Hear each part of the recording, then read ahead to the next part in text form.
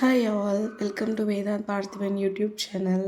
இன்றைக்கி நம்ம மணத்தக்காளி கீரை பொரியல் எப்படி செய்கிறதுன்னு பார்க்கலாம்.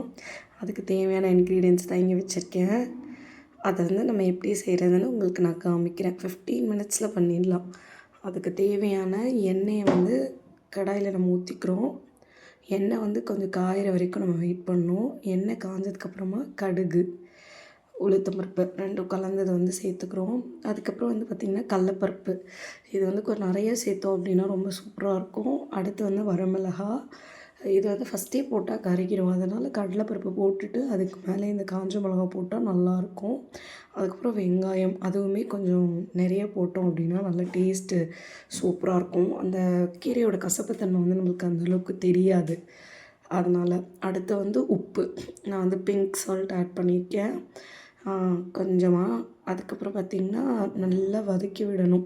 இந்த வெங்காயம், கடலைப்பருப்பு, காஞ்ச மிளகா இது எல்லாத்தையும் சேர்த்து நல்லா வதக்கிட்டு நம்ம ஃப்ரெஷ்ஷாக க்ளீன் பண்ணி அரைஞ்சி வச்சுருக்க இந்த மணத்தக்காளி கீரையை ஆட் பண்ணிக்கணும்.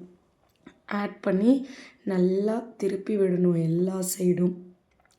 எல்லா சைடும் திருப்பி விட்டோம் அப்படின்னா ஒரு 5-10 மினிட்ஸ் மூடி வச்சிட்டோன்னா கீரை சூப்பராக ரெடி ஆகிடும்.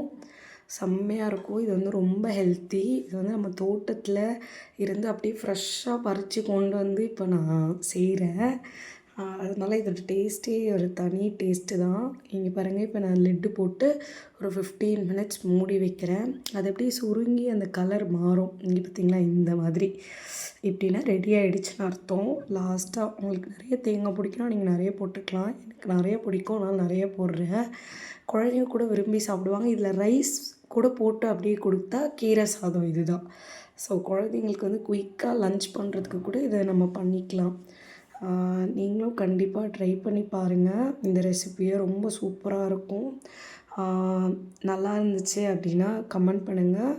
சேனலை சப்ஸ்கிரைப் பண்ணுங்கள். தேங்க்ஸ் ஃபார் வாட்சிங். பாய்.